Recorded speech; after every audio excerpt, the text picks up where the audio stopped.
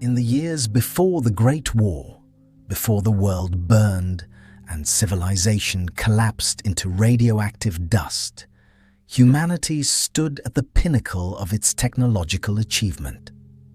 And at that pinnacle, it looked down at the instruments of war it had created and asked itself a terrible question. How can we make something even more deadly? This is the story of the Deathclaw, not a natural creature, not a product of radiation or random mutation, but something deliberately crafted, engineered with purpose and precision, designed to be the perfect killer. It is a story about ambition and hubris, about the weapons we create and our inability to control them once they're unleashed. The 2070s were desperate times. The resource wars had drained the world of oil, of uranium, of hope. Nations collapsed, alliances crumbled, and the United States, locked in its final confrontation with China, poured everything it had into military research and development. Every advantage mattered. Every innovation could tip the balance. The concept was ambitious, biological super soldiers. Not humans enhanced with drugs or cybernetics, but entirely new creatures, purpose-built for combat, requiring no training, no motivation, no conscience. Animals that could be deployed into battle zones too dangerous for human troops. Living weapons that would breed, sustain themselves, and continue fighting long after conventional forces had withdrawn or died. The US military turned to its network of research facilities, to scientists already working with the forced evolutionary virus, that same FEV that would later create super mutants that had been developed at Mariposa. But this project would be different. This wouldn't be about enhancing humans. This would be about creating something entirely new. The base genetic material came from Jackson's chameleons. These reptiles possessed certain qualities researchers found valuable. They were adapted to climbing and ambushing prey. Their skeletal structure could potentially be scaled up, and their nervous systems responded well to FEV manipulation in ways mammalian test subjects did not. But Jackson's chameleons were just the foundation. The final creation would require genetic material from multiple sources, other reptiles, perhaps mammals, possibly even synthetic sequences designed from scratch. The exact recipe was classified. What mattered was the result. Early test subjects were promising. Small at first, barely larger than dogs, but showing desired traits: aggression, resilience, rapid healing. Researchers pushed further, manipulating growth hormones, strengthening bone density, developing those distinctive claws, massive curved talons designed to pierce armor, to tear through metal and flesh with equal ease. The prototypes grew until they stood on two legs, towering over their human creators, their bodies covered in thick hide that functioned as natural armor, their forelimbs ending in weapons that no human hand could wield. They were fast, faster than anything that size should be. They were strong, capable of tearing blast doors from their hinges. And they were smart. Not human smart, not yet, but showing problem-solving abilities beyond simple animal instinct. The military was pleased. Field tests showed these creatures could survive in extreme environments. They could hunt and feed themselves, requiring no supply lines, no logistics. They could reproduce, meaning a small initial deployment could become a self-sustaining population. And they were terrifying, which had tactical value. They needed a name. Someone, somewhere in the bureaucracy of the pre-war military, coined the term Deathclaw. It was dramatic, But it stuck. The project never fully matured. There is no confirmed record of Deathclaws being mass deployed in any pre-war battle. The technology was there, the creatures existed, but something held the military back. Perhaps concerns about controlling them once deployed. Perhaps ethical objections. Perhaps simply the chaos of the final days before the war. Instead, the Deathclaws remained in their facilities. Research installations scattered across the American Southwest, proving grounds in Nevada and California, underground laboratories where scientists in hazmat suits observed their creations through reinforced glass, taking notes, running tests, always pushing for that next breakthrough. The creatures lived in containment cells, in artificial environments designed to simulate combat conditions. They were fed. They were studied. They grew stronger, more dangerous, more refined with each generation. Later models showed enhanced intelligence, tactical awareness, the ability to work in coordinated groups. Some researchers noted that Deathclaws developed pack structures naturally, with clear hierarchies and division of labor. Others were less enthusiastic.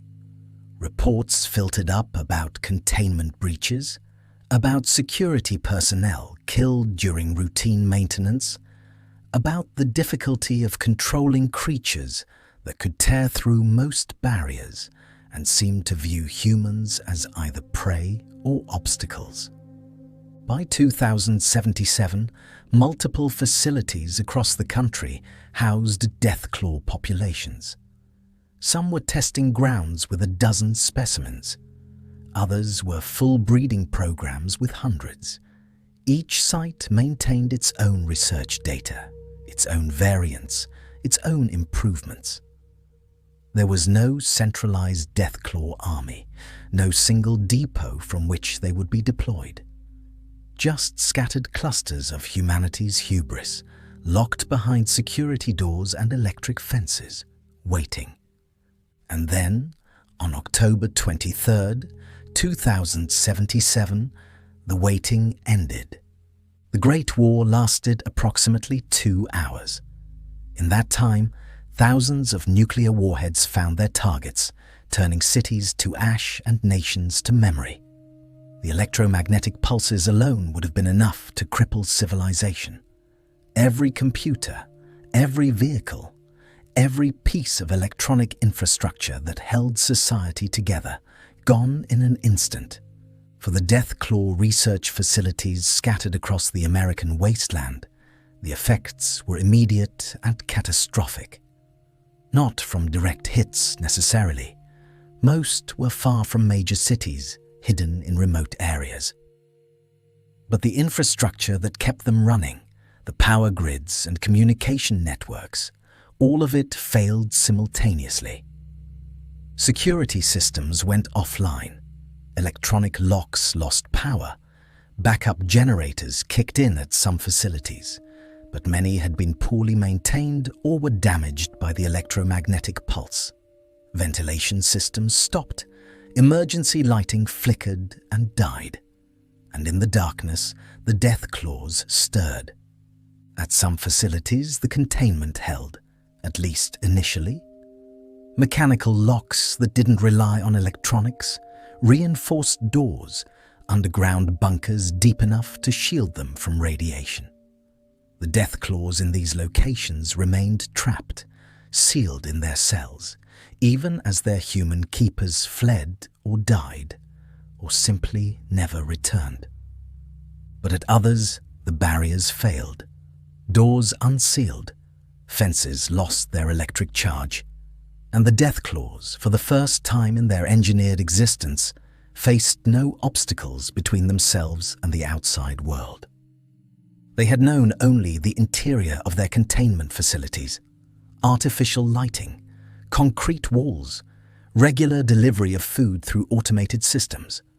And now, suddenly, all of that was gone, replaced by darkness, by silence, by the scent of the outside world drifting through broken ventilation shafts. They explored. They tested boundaries and found them broken. They moved through corridors where humans no longer patrolled, past control rooms where monitoring equipment had gone dark, and eventually they emerged into the wasteland. The world they found was nothing like the one their creators had known. The sky was dark with fallout. The air tasted of ash and chemicals.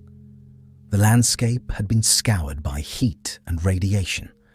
But to the Deathclaws, engineered for resilience and adaptability, it was simply habitat. Their biology served them well. The radiation that killed most survivors within days or weeks barely affected creatures built to withstand biological and chemical warfare. Their thick, armored skin provided protection. Their efficient metabolism allowed them to survive on whatever prey they could find. Mutated animals, desperate human survivors, anything that moved. And there was prey. Despite the devastation, life persisted. Rad roaches the size of dogs, mole rats in underground burrows, other creatures twisted by radiation or FEV emerging from the ruins. The Deathclaws, apex predators by design, found themselves at the top of a food chain still establishing itself. They spread, not rapidly, not in a coordinated invasion, but through the simple logic of predators seeking territory. A breeding pair would claim a stretch of ruined highway, a collapsed canyon, a cluster of bombed-out buildings. They would hunt, establish dominance, breed. Their offspring would eventually strike out to find their own territories. Some populations remained near their origin points. Decades later, wasteland travelers would report Deathclaw sightings near old military installations, creatures that had never strayed far from where they were created. Others ranged far. By early 2098, Deathclaw tracks had been reported from the Mojave to the capital Wasteland, from the Commonwealth to Appalachia. Perhaps there were more containment facilities than records indicated. Perhaps some Deathclaws proved capable of migration across vast distances. Perhaps human survivors, fleeing radiation zones, unknowingly led them to new territories. By 2100, roughly 25 years after the Great War, Deathclaws had established themselves as a permanent fixture of the post-war ecosystem. They occupied specific ecological niches, usually as apex predators in areas with sufficient prey. They developed wasteland survival behaviors, denning in caves during the hottest parts of the day, hunting at dawn and dusk, defending territory against rivals and other large predators. Their pack structures became more sophisticated. Early observations by surviving humans noted that Deathclaws organized around an alpha pair, a dominant male and female who led the group, controlled breeding rights, and made decisions about territory and hunting.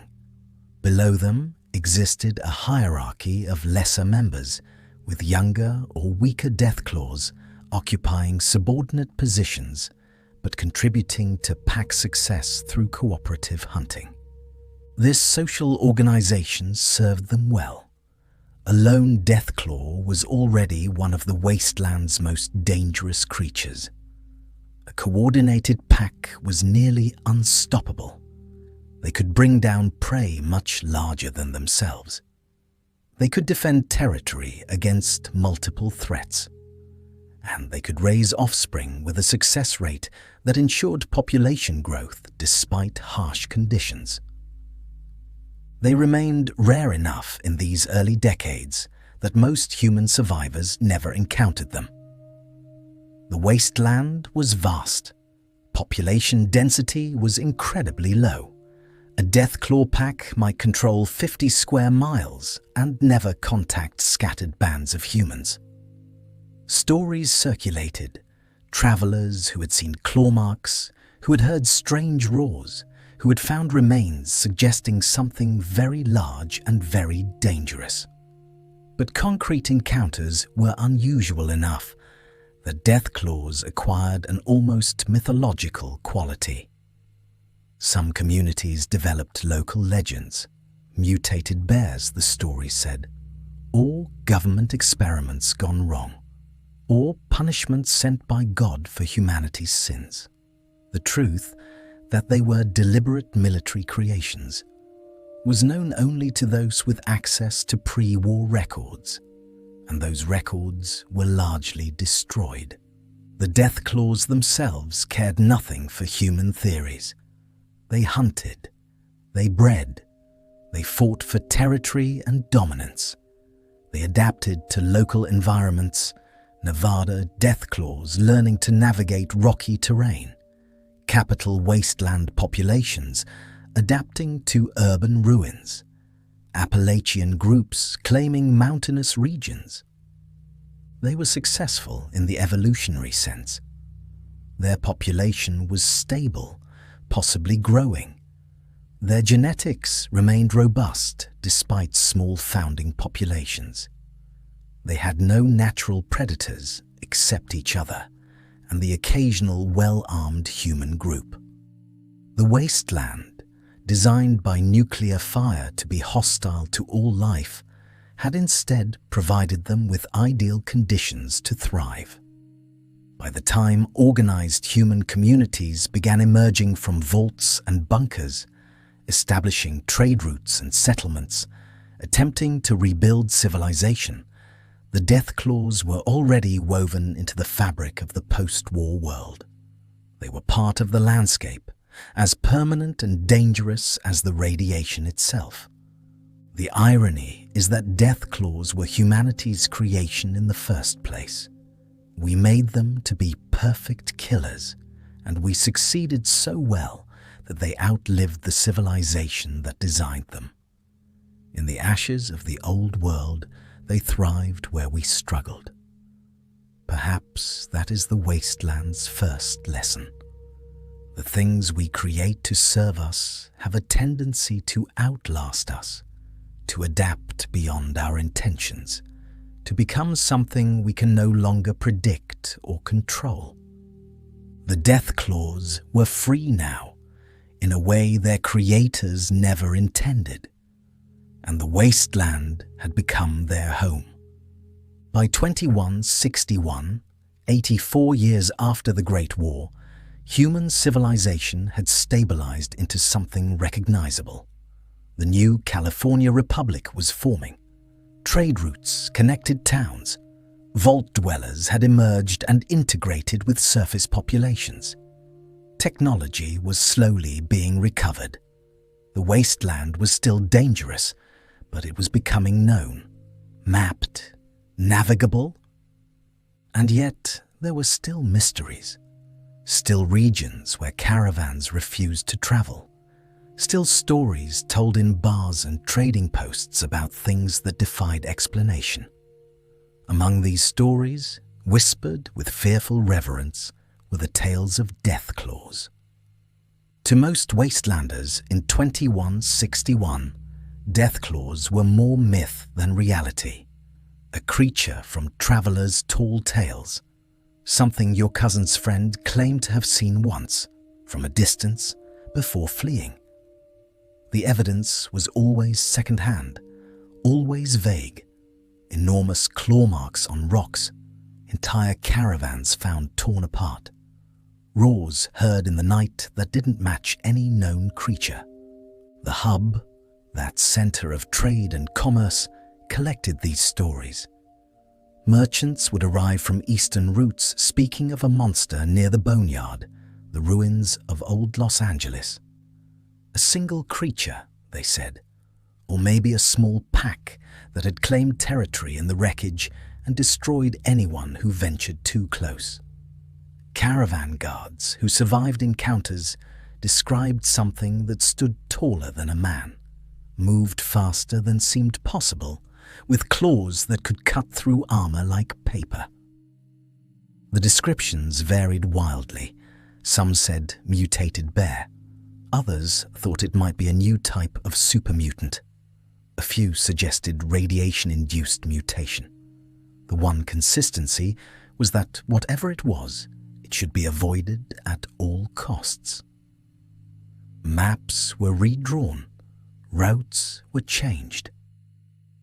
The regions where Deathclaws had been sighted became dead zones. There was speculation about where they came from. The most popular theory, especially after encounters with the Master's super mutants became common, was that they were another FEV creation. The Master was known to be experimenting with the virus, creating his army. What if Deathclaws were just another variant, another experiment? Perhaps an early attempt, or a deliberate weapon unleashed to terrorize surface dwellers. This theory gained credence because it fit the narrative Wastelanders understood. The Master was the boogeyman of the era. Attributing every horror to him made sense. It meant there was a source, an enemy that could potentially be defeated. The alternative, that Deathclaws were just part of the wasteland now, a permanent fixture, was more disturbing. But for those with access to pre-war records, for scribes of the Brotherhood of Steel or scientists in functioning vaults, hints of the truth were available. Scattered references to military bioweapon programs, mentions of reptilian shock troops, classified project names that suggested purposes aligning with what Deathclaws were observed to be. The Brotherhood of Steel had been tracking Deathclaw reports with interest. Their mission was to secure and control dangerous technology, and if Deathclaws were pre-war military creations, they represented exactly the kind of uncontrolled weapon the Brotherhood existed to manage. But even the Brotherhood, with their power armor and energy weapons, approached Deathclaw territory with caution. One Brotherhood report from the era described an attempt to capture a Deathclaw specimen for study. A squad of paladins in T-51B power armor, armed with laser rifles and plasma weapons, tracked a lone Deathclaw to its den. The plan was simple: overwhelming firepower, quick incapacitation, transport back to Lost Hills for examination. The ambush failed. The Deathclaw, despite being outnumbered and outgunned, managed to kill one paladin and severely wound two others before escaping. The surviving paladins reported that their plasma fire had hit the creature multiple times, leaving visible wounds, but it continued fighting with no apparent decrease in capability. Its hide had absorbed or deflected several laser blasts, and its speed in close combat exceeded anything in their training. The conclusion was sobering. Deathclaws were as dangerous as the worst rumors suggested, possibly more so. They were smart enough to recognize threats and adapt tactics. They were durable enough to survive weapons that would destroy most targets. And they were aggressive enough to fight rather than flee, even when outmatched. The Brotherhood classified them as an extreme threat and recommended avoidance unless absolutely necessary. The Master, interrogated by various parties before his eventual defeat, apparently confirmed that he had experimented with Deathclaws, had attempted to incorporate them into his vision. But he insisted he had not created them, that they existed before his work began, that he had merely tried to improve them. His comments were vague and cryptic, and after his death, the question remained unresolved. For most Wastelanders, though, The origin didn't matter as much as the reality. Deathclaws existed. They killed, and the smart move was to stay far away. Certain regions developed reputations as Deathclaw territory, the areas around the boneyard especially, but also stretches of the Mojave, parts of mountain ranges, canyon systems where their roars echoed at night. Communities near these zones developed protocols. Sentries were trained to recognize signs of Deathclaw presence, distinctive claw marks, patterns of destruction. The smell veteran guards claimed they could detect. Warning bells would sound. Caravans would be redirected. Hunting parties would return immediately. Children were taught that if you saw certain things in the wastes, you ran. There were stories of people who survived encounters, usually through sheer luck, being too small to notice, finding shelter the Deathclaw couldn't access, or being part of a group where the creature killed others and you managed to escape. These survivors became sources of valuable intelligence. They could describe behavior patterns, hunting methods, how Deathclaws moved and attacked. A picture emerged of a creature that operated as an ambush predator despite its size. Deathclaws were patient. They would track prey over long distances, waiting for the right moment.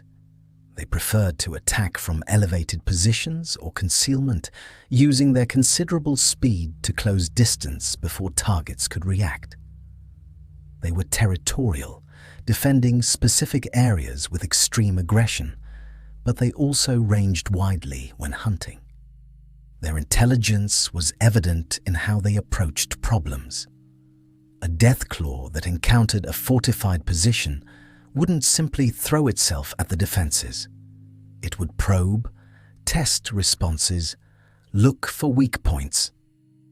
If direct assault wasn't working, it might withdraw and try a different approach, waiting for guards to relax, circling to attack from an unexpected direction, or abandoning the attempt if the cost seemed too high.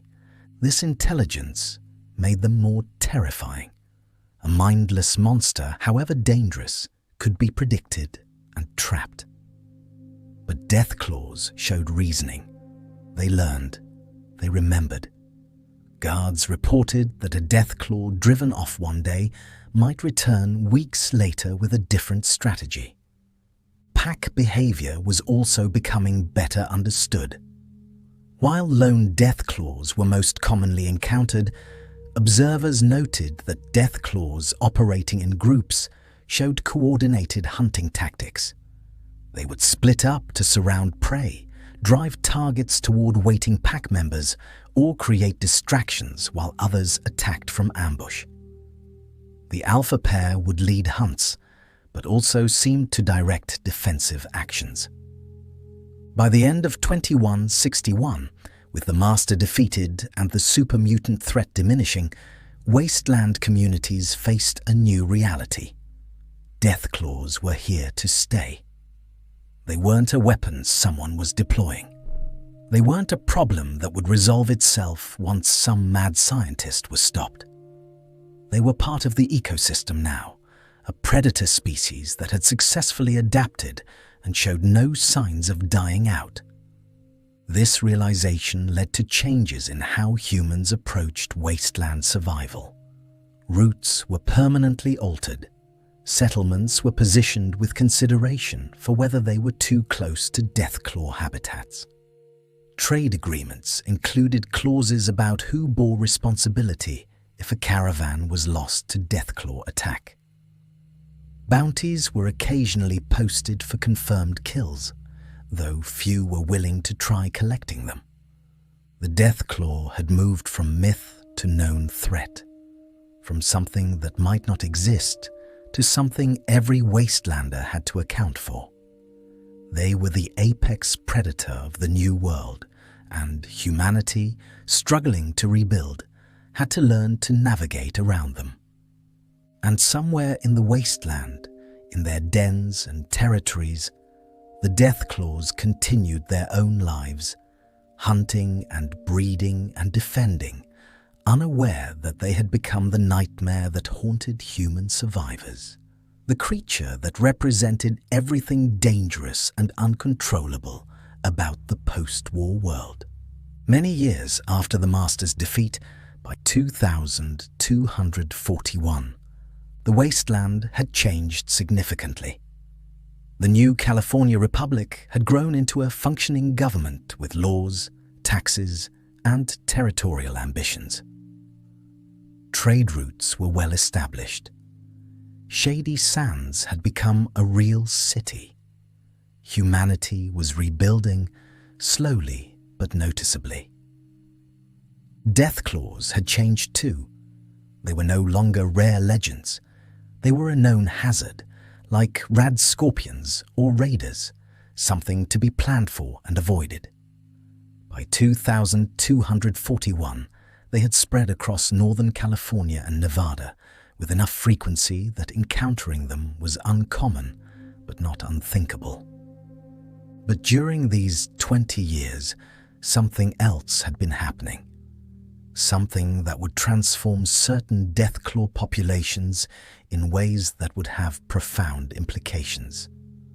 The Master, before his defeat, had indeed taken interest in Deathclaws.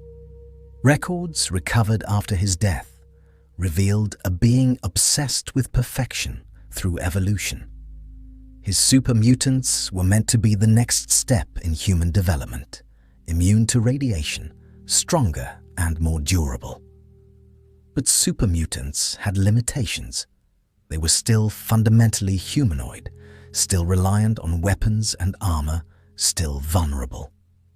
Deathclaws were already perfect in many ways. Living weapons, natural armor, natural weaponry, strength and speed that exceeded any human or super mutant. The Master saw potential. What if Deathclaws could be brought into his unity? What if their intelligence could be elevated to human levels while retaining their physical superiority? So, the Master experimented.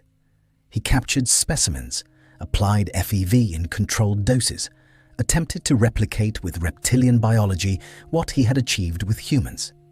The results were mixed. Many subjects died. Others became more aggressive, but no smarter. A few showed disturbing changes, but lost coordination. But some showed promise, increased intelligence, better problem-solving, the beginnings of something approaching sapience.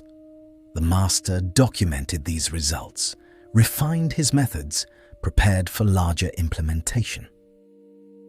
And then he was destroyed, his work left unfinished in laboratories that were looted or abandoned. The Enclave found those notes. The Enclave, that shadowy remnant of the pre-war American government, emerging from their oil rig headquarters with advanced technology and a plan to reclaim the wasteland for pure humanity. They had access to resources other factions couldn't dream of: working laboratories, trained scientists, comprehensive pre-war records. And they were very interested in biological weapons. The Enclave's Deathclaw program began sometime in 2230, building on both pre-war military research and the Master's post-war refinements. Their approach was more systematic, more grounded in rigorous scientific method. They wanted Deathclaws that could be controlled, directed, used as soldiers. Not mindless beasts, but intelligent servants who would follow orders and execute complex missions. The key was FEV, applied in precise doses to carefully selected specimens, combined with surgical modifications and behavioral conditioning. The Enclave scientists worked methodically, generation by generation, breeding for intelligence and compliance while maintaining physical traits. They succeeded beyond what the Master had achieved. By late 2238, the Enclave had created intelligent Deathclaws, creatures that could speak, understand complex instructions, work with human soldiers. These weren't animals anymore. They were people, in a very real sense. Just people wearing scales and claws instead of skin. The intelligent Deathclaws were given designations, assigned handlers, put through training programs. They performed exceptionally well. They could operate equipment, follow strategic plans, adapt to changing conditions. They could communicate with each other and their human overseers. And they retained all the physical advantages that made baseline Deathclaws dangerous. But the Enclave made a critical error. They assumed that intelligence plus control mechanisms would equal obedience. They assumed that creatures bred and raised in captivity, conditioned from birth, would never question their role. They assumed Deathclaws, even intelligent ones, would lack capacity for moral reasoning or self-determination. They were wrong. The intelligent Deathclaws were aware. They knew what they were, what they had been made to be. They knew they were weapons, tools, assets to be deployed and discarded. And they knew, with the bitter clarity that intelligence brings, that they were treated as property rather than beings. Some began to communicate with each other outside official channels. They shared thoughts, feelings, questions about their existence. What did they owe to creators who viewed them as things? What loyalty was deserved by people who would kill them the moment they became inconvenient? What kind of life could they have beyond following orders until they died in combat? These weren't simple animals anymore. These were sapient beings wrestling with questions of autonomy and purpose that humans had struggled with throughout history. And the Enclave, focused on their grand plans, didn't notice, or didn't care, or assumed it didn't matter because they could always kill the Deathclaws if they became problematic.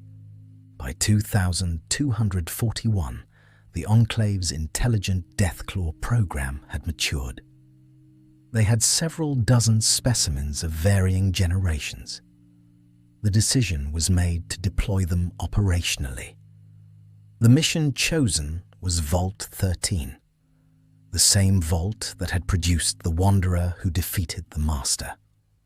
The Enclave wanted Vault 13 empty, its inhabitants eliminated, and they wanted it to serve as a forward base. So they sent in the intelligent Deathclaws. The creatures would serve as guards. They would prevent outsiders from discovering Enclave activities. It was perfect. Deathclaws were already feared, so their presence would discourage investigation without raising suspicions about Enclave involvement. The intelligent Deathclaws entered Vault 13 and kept the surviving human inhabitants alive, fed them, protected them, began interacting with them as equals rather than prey or problems to eliminate. This was not what the Enclave had intended, but it was what happened. And in Vault 13, isolated from Enclave oversight, something remarkable began to develop. Vault 13 had always been a place of significance. It was the home of the original Vault Dweller, the one who stopped the Master. It had been occupied, abandoned, reoccupied over the decades. By 2241, it was home to a small population who had settled there, drawn by the Vault's functioning technology and relative safety. When the Enclave's intelligent Deathclaws arrived, the human inhabitants expected death. They had heard the stories, knew what Deathclaws were capable of. They prepared to fight, to hide, to die. Instead, they heard voices, words, the Deathclaws speaking, explaining their presence, asking, not demanding, for cooperation. The leader of these intelligent Deathclaws was called Gruthar. He was massive, even by Deathclaw standards, his hide scarred from combat training and experimentation. But when he spoke, his voice was measured, thoughtful. He explained the situation. The Enclave had sent them to secure the vault. The human inhabitants could leave if they wished, or they could stay and coexist. Violence was not necessary. The humans, with few options, chose to stay. And slowly, cautiously, a community began to form. Not humans and their pets, not masters and servants, but two species learning to live alongside each other, finding ways to communicate and cooperate. Gruthar proved to be more than physically imposing. He was intelligent in ways that went beyond problem-solving.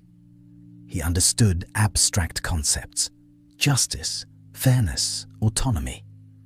He could discuss philosophy, debate ethics, articulate his thoughts on what it meant to be a conscious being created solely to serve as a weapon. The other intelligent Deathclaws followed his example, developing their own personalities, perspectives, voices. The community that emerged was unlike anything else in the Wasteland. Deathclaws and humans sharing living spaces, working together on maintenance and defense, raising children, both human and Deathclaw, in an environment where species didn't determine worth. The intelligent Deathclaws developed family units, pair bonds that went beyond simple breeding behavior. They cared for their young with tenderness that seemed impossible from creatures designed to kill. They established codes of conduct, rules about hunting. Never prey on sapient beings, never kill more than needed, never attack without cause. Protocols for conflict resolution that didn't involve violence. Educational systems where young Deathclaws learned not just how to fight, but why they should choose not to when other options existed. They were building a civilization. The humans who lived alongside them reported remarkable interactions. Deathclaws who would sit and listen to stories, who asked questions about human history and culture, who shared their own experiences of growing up in Enclave laboratories, of being tested and trained and shaped into weapons. There was trauma there, but also resilience. The intelligent Deathclaws were processing what had been done to them, trying to understand their place in a world that had created them for purposes they now rejected.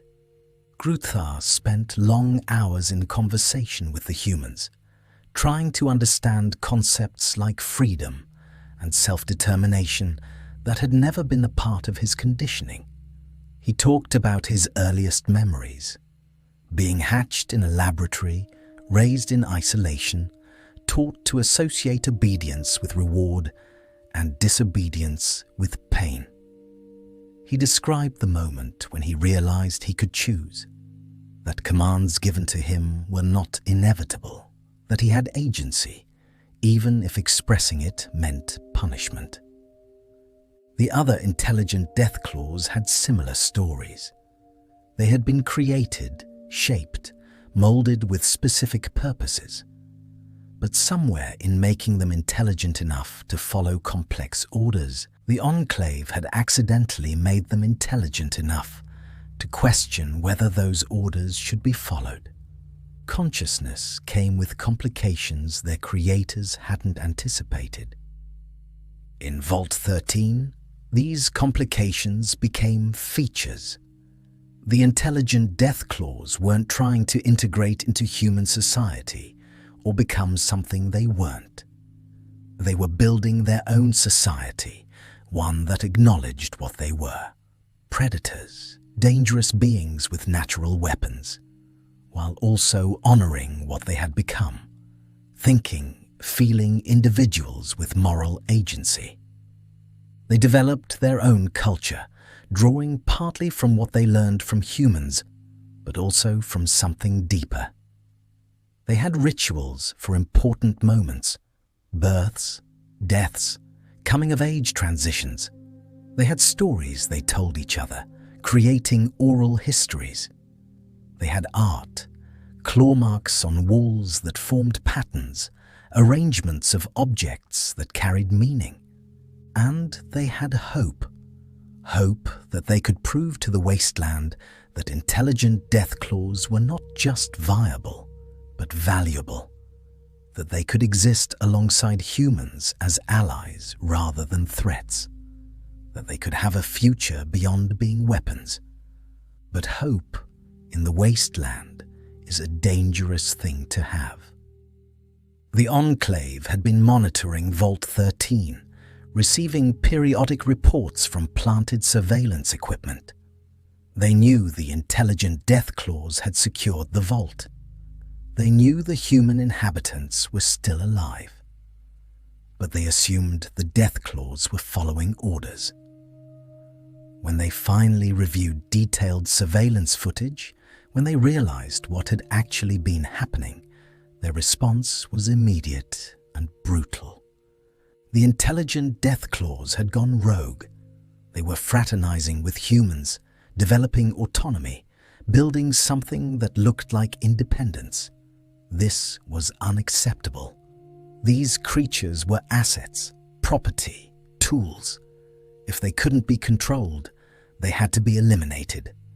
The Enclave deployed a kill team, heavily armed soldiers in advanced power armor, carrying weapons specifically designed to penetrate Deathclaw hide.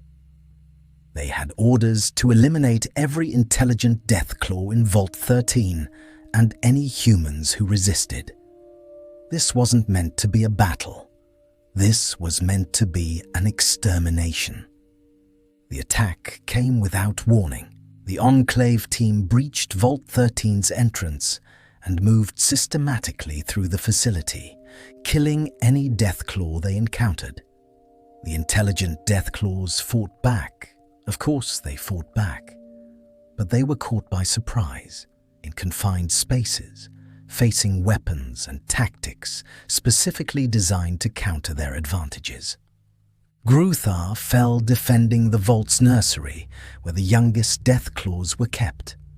He took multiple soldiers with him, his claws tearing through power armor, his strength allowing him to fight even with lethal wounds.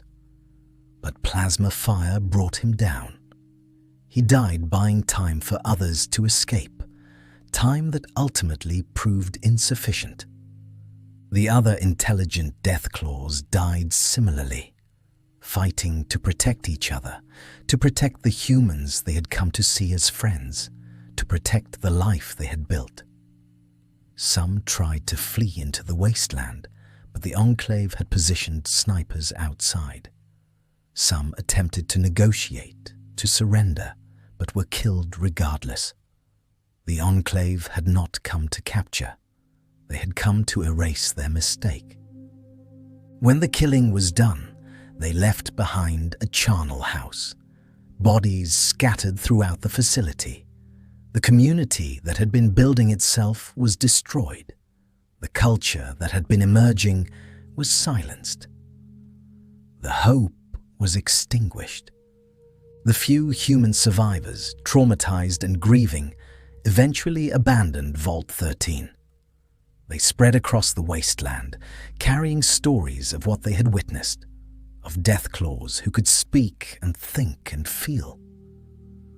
Of a community that had briefly existed, that had shown cooperation between species was possible, of the tragedy of its destruction. But the stories were met with skepticism. Intelligent Deathclaws? It sounded like fantasy, like wasteland legend. Most dismissed the accounts as exaggeration or madness. The few who believed faced an uncomfortable question.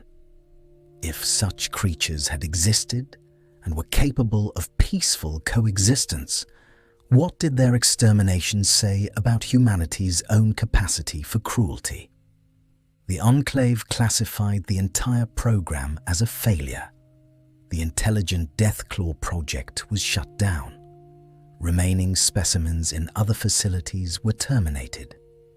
Research data was archived with notes indicating that intelligence in Deathclaws created unacceptable control problems. Future bioweapon development would focus on creatures that couldn't question their programming. Canon accounts strongly suggest that no intelligent Deathclaws survived. The Enclave's extermination was thorough. The genetic modifications that created them were specific to that program. Without Enclave facilities and expertise, creating new intelligent Deathclaws would be nearly impossible. But the Wasteland is vast and full of secrets. Rumors persist in certain circles of Deathclaws that behave strangely, that show unusual intelligence, that avoid humans rather than attacking, that seem to watch and observe.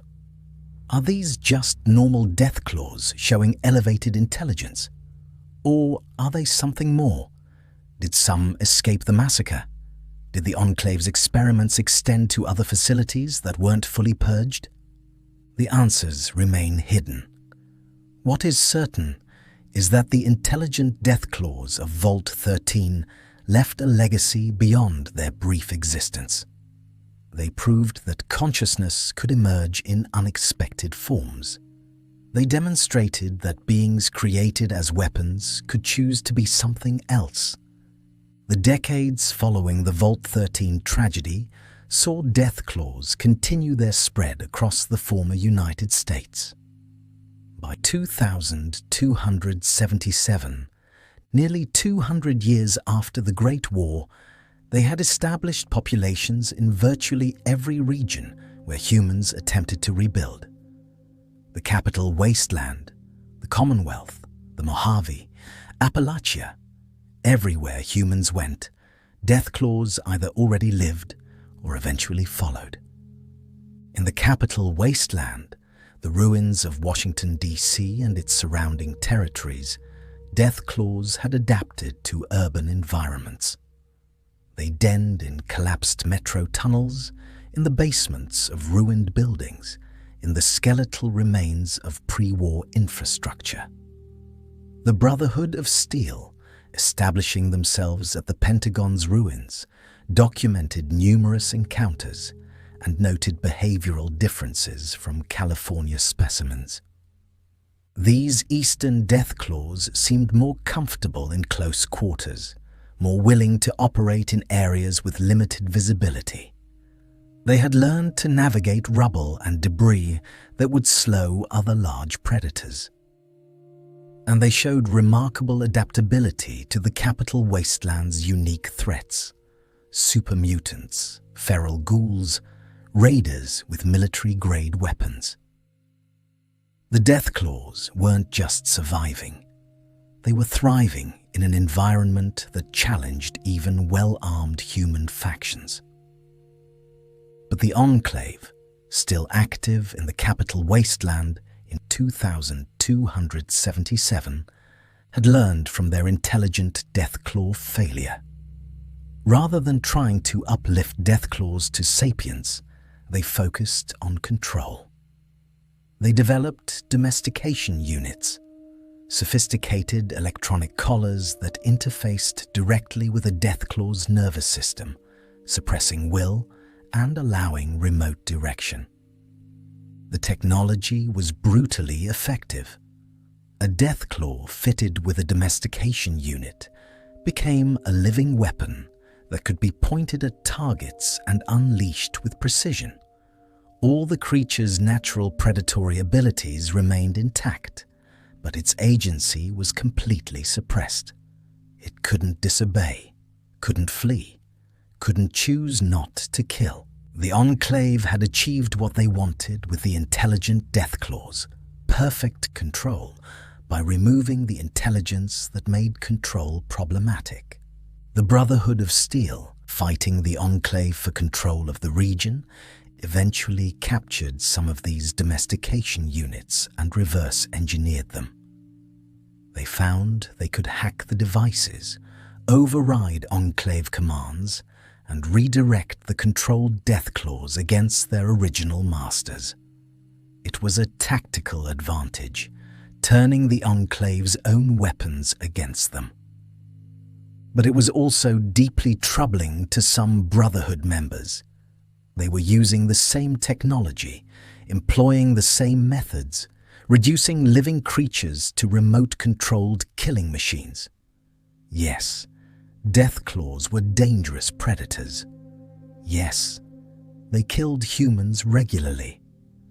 But was this any different from what the Enclave had done? Was controlling a being's will ever truly justified? These philosophical concerns were largely ignored in the immediate crisis. Practical considerations won out. Controlled Deathclaws provided significant tactical advantages. They absorbed enemy fire, created chaos in Enclave lines, and could reach positions Brotherhood soldiers couldn't safely access. The Brotherhood used them, justified it as necessary, and filed away their moral qualms for later consideration. Meanwhile, in the Mojave Desert, Deathclaws had become an established ecological feature by 2281. The region's arid climate and rocky terrain suited them well. They established major populations in several key locations, most notably Quarry Junction northwest of New Vegas and Devil's Gullet further south. These weren't just random hunting grounds. These were territories that Deathclaw packs had claimed and defended for decades, passing them down through generations. Quarry Junction became particularly notorious. A pre-war stone quarry filled with Deathclaws, effectively impassable. The main road north from New Vegas ran directly through it, and anyone attempting that route without serious firepower simply didn't arrive at their destination. Caravans rerouted. The NCR, despite their military strength, chose to go around rather than attempt to clear the area. The cost in lives and equipment would be prohibitive.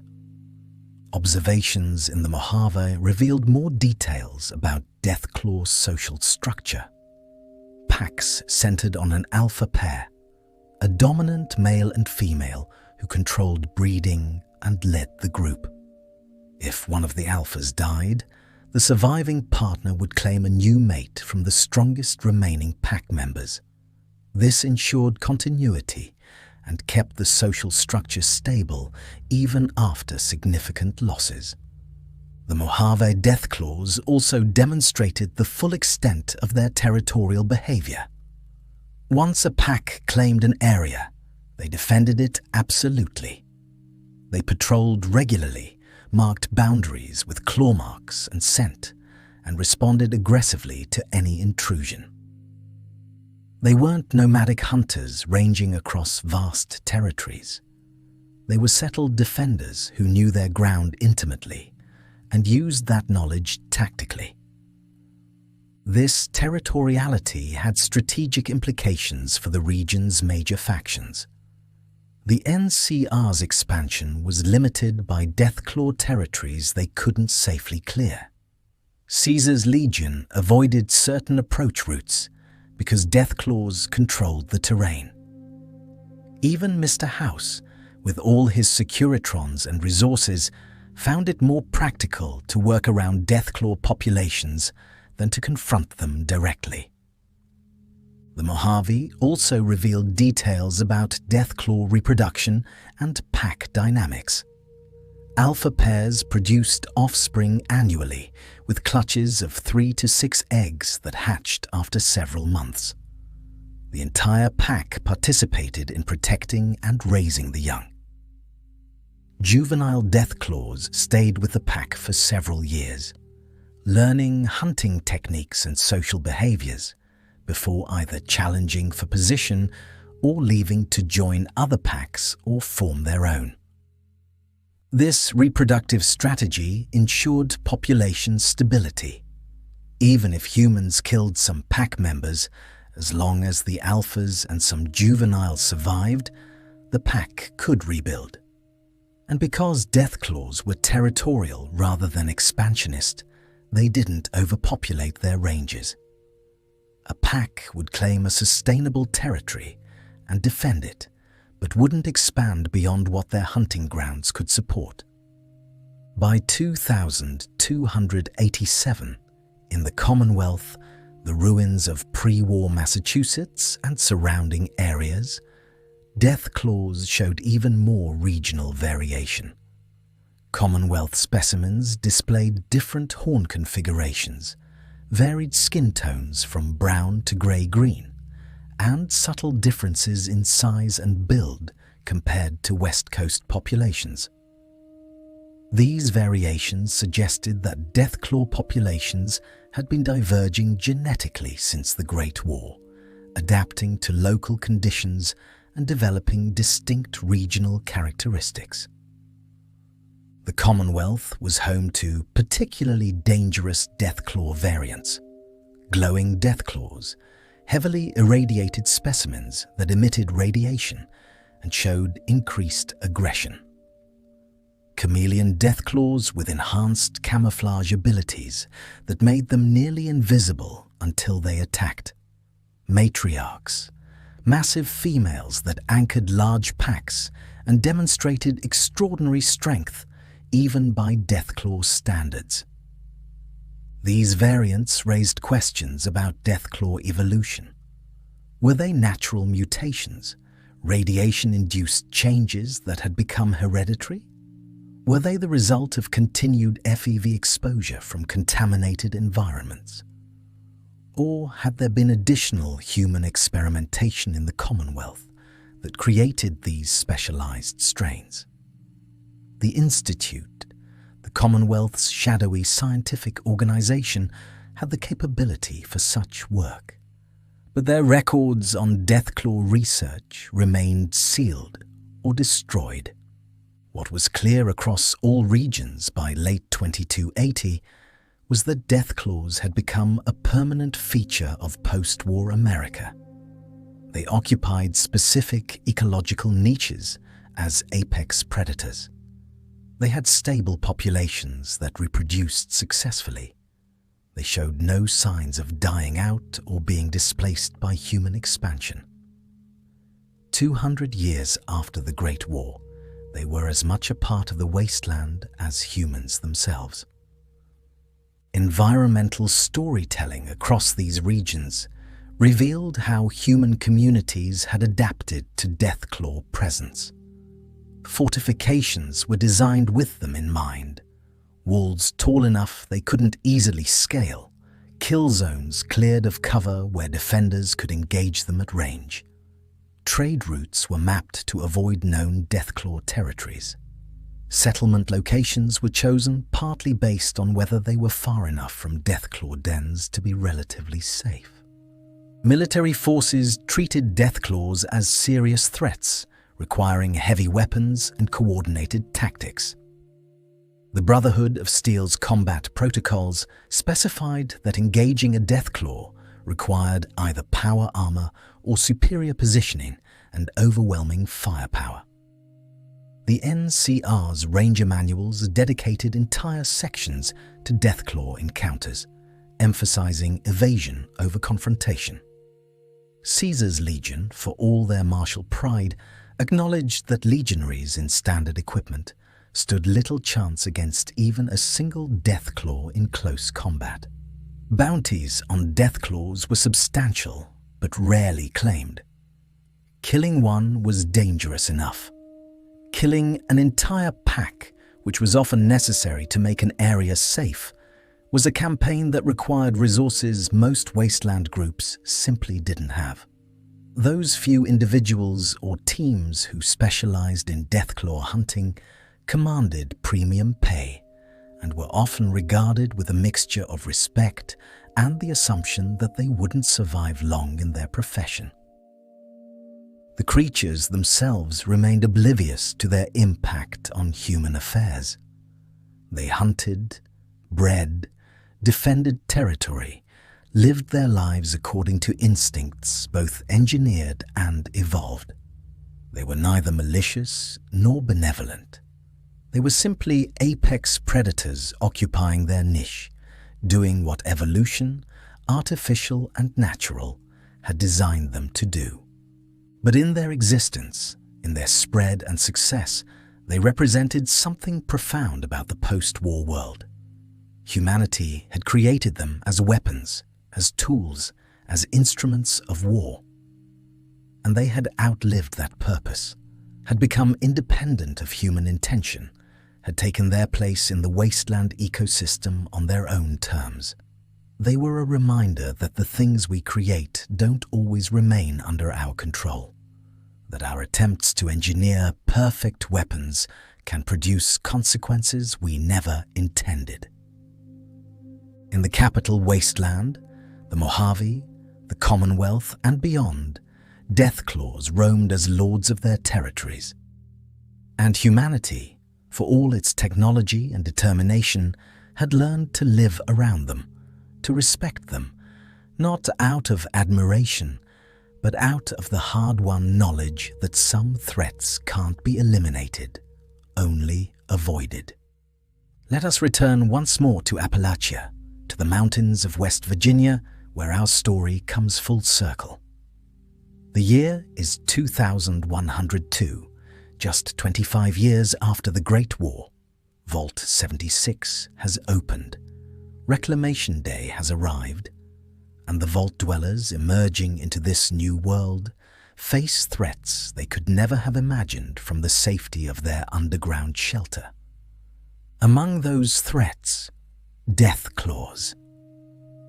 The presence of Deathclaws in Appalachia this early in the post-war timeline tells us something important. They weren't just in isolated Western research facilities. They weren't a phenomenon that slowly spread eastward over decades. They were widespread from the beginning, suggesting that the pre-war Deathclaw program was far more extensive than any single facility could account for. The Appalachian Deathclaws appeared near old military installations, abandoned bases, mothballed research sites, classified facilities whose purposes had been obscured even before the war. These locations served as clues. Each one suggested another origin point, another laboratory or testing ground where Deathclaws had been developed and subsequently escaped when the bombs fell. The mountain terrain of Appalachia proved ideal for Deathclaws. Caves provided natural dens. Rocky slopes offered ambush positions. The forested valleys contained abundant prey, Brahmin, radstags, even humans who ventured too far from settlements. The Appalachian Deathclaws established territories in the region's most remote areas, claiming mountain passes and valleys that became death traps for the unwary. Vault 76 dwellers, fresh from their controlled environment and trained for reconstruction rather than combat, learned quickly that Deathclaws represented a threat unlike anything else. Scorched were dangerous. Super mutants were formidable. But Deathclaws were something else entirely. A reminder that humanity no longer sat unchallenged at the top of the food chain. The scattered holotapes and terminal entries found across Appalachia told fragments of the Deathclaw story. Military researchers discussing containment protocols. Scientists debating whether the project had merit. Guards reporting concerns about structural integrity of holding facilities. All of it pre-war, all of it leading up to the moment when everything failed and the creatures escaped. One particularly chilling entry, found in a bunker near an old research facility, detailed the final hours before the Great War. A scientist recorded that they had received evacuation orders, but that the Deathclaw specimens couldn't be transported in time. Protocol required termination of all subjects before abandonment. But the containment systems were already failing. The power grid was unstable, and in the chaos of impending nuclear war, no one had the time or resources to properly deal with the creatures. The entry ended with the scientist fleeing, leaving the Deathclaws sealed in their cells with emergency containment that might last days or weeks before failing. The implication was clear. This scientist knew they were releasing apex predators into the wasteland, knew the containment would eventually fail, but had no choice. Survival meant leaving the problem for whatever came after. Multiply that scene across dozens of facilities across the country, and you begin to understand how Deathclaws became so widespread so quickly. They weren't the result of a single breach or one careless moment. They were the inevitable consequence of a military program that had spread classified research across multiple locations. When the infrastructure holding it all together collapsed, when every facility failed simultaneously, the Deathclaws simply walked out into their new world. By 2100 in Appalachia, Deathclaw populations had stabilized into familiar patterns. Territorial packs claiming specific regions, alphas leading their groups, young Deathclaws dispersing to form new packs or join existing ones. The same behaviors observed in California and Nevada were playing out in West Virginia, suggesting these patterns were fundamental to Deathclaw nature rather than learned behaviors. But Appalachia also provided evidence of Deathclaw adaptability. The region's unique threats, the scorched plague, the cryptids that emerged from Vault-Tech's twisted experiments, the automated defense systems still active after 2 centuries, all presented challenges that Deathclaws had to navigate. And they did, successfully, learning to avoid or overcome each obstacle. Reports from settlers indicated that Deathclaws would flee from scorch beasts rather than engage them, suggesting they recognized and avoided threats they couldn't defeat. They gave wide berths to certain areas where automated turrets remained active. They seemed to understand, in whatever way their intelligence operated, that some prey wasn't worth the risk, and some territories should be left unclaimed. This pragmatic approach to survival reinforced what observers in other regions had noted. Deathclaws weren't mindlessly aggressive. They were strategic predators who calculated risk versus reward, who chose battles they could win and avoided those they couldn't. This made them more dangerous, not less. A predictable enemy can be countered.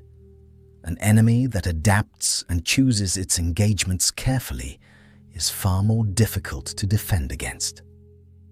The Appalachian experience also highlighted the role Deathclaws played in shaping post-war geography.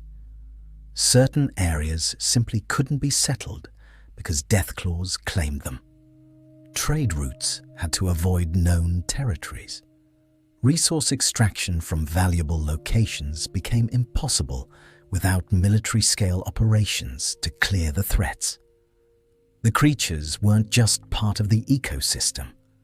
They were active forces shaping how human civilization could rebuild. This raised philosophical questions the wasteland has never fully answered. Deathclaws were created by humans, engineered in laboratories designed for specific purposes. But they had become wild creatures, independent beings following their own drives. Did humanity have any claim on them anymore? Any right to destroy them simply because they occupied space humans wanted? Or had they, through their survival and adaptation, earned the right to exist on their own terms? Different factions answered these questions differently. The Brotherhood of Steel viewed Deathclaws as dangerous technology run amok, creatures that should be contained or eliminated as part of their mission to control pre-war weapons. The NCR saw them as obstacles to expansion, threats to be managed like any other wasteland hazard. Raiders and smaller groups simply feared them and tried to stay away. But a few individuals, a few communities, took a different view. They recognized that Deathclaws served important ecological functions. They kept populations of other predators in check. They prevented certain areas from being overhunted. They were apex predators in the truest sense, and ecosystems need apex predators to remain healthy and balanced. There were even occasional stories, unverified, possibly apocryphal, of humans and Deathclaws coexisting peacefully. A settlement that learned the boundaries of a local pack's territory and simply never crossed them, living alongside the creatures without conflict for years. A trader who claimed to have found a rhythm to one pack's hunting patterns and used that knowledge to travel safely. A child who, legend said, had been protected by a Deathclaw when raiders attacked, though whether this was mercy or coincidence or complete fabrication, no one could say. These stories, true or not, spoke to a yearning in wasteland culture, a desire for the world to be something other than pure hostility, a hope that coexistence might be possible, even with creatures designed to kill. Perhaps they were just stories. Or perhaps they were glimpses of what might have been had the Vault 13 intelligent Deathclaws survived. Had the possibility of communication and understanding not been closed off by fear of what had been created. As the 2100s progressed and humanity continued its slow, painful rebuilding, Deathclaws remained a constant presence. New generations of wastelanders grew up with them as part of the world's fabric. Children learned to recognize their signs before they learned to read. Traders memorized their territories as thoroughly as maps. Soldiers trained against them, knowing that someday they would face one for real.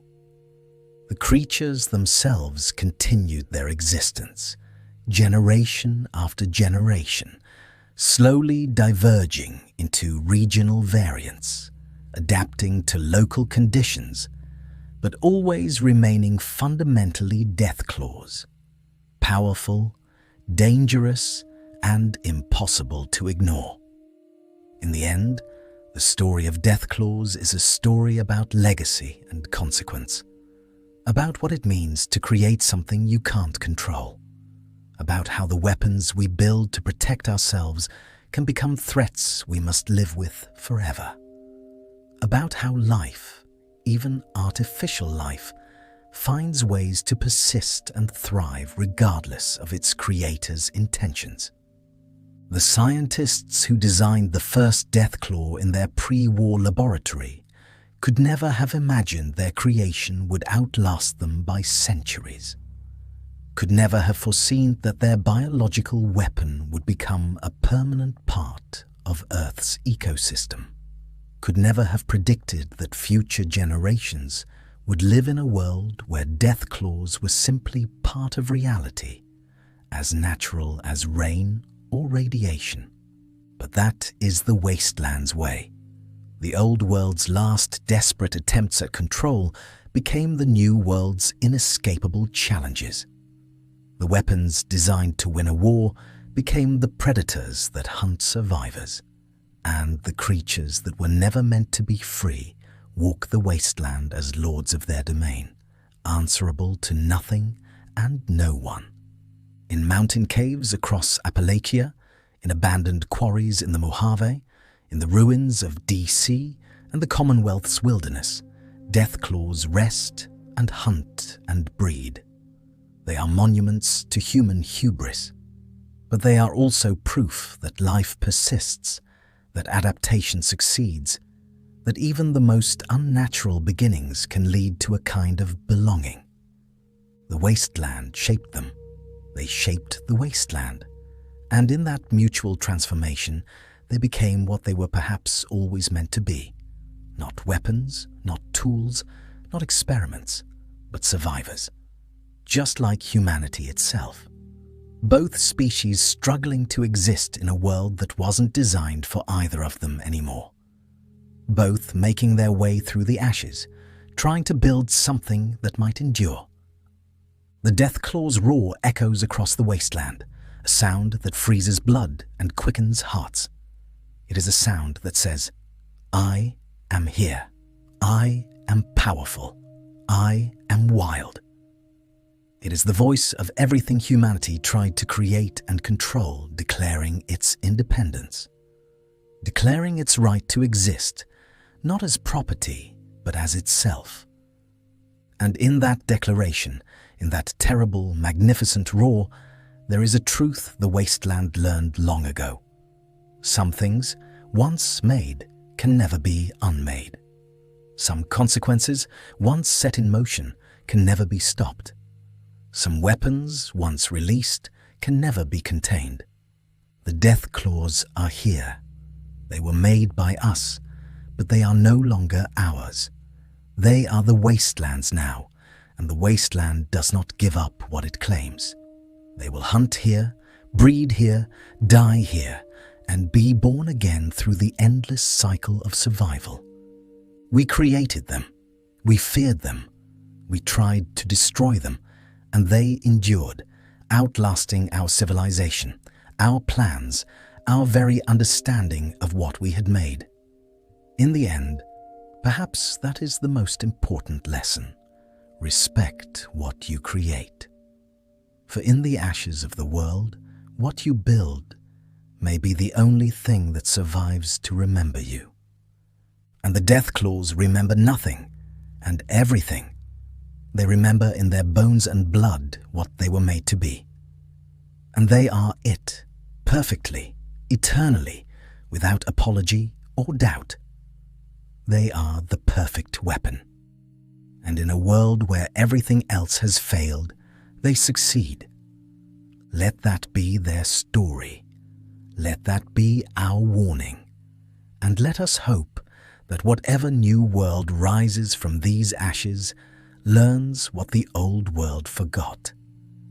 That some powers are too dangerous to wield, and some creations too perfect to control.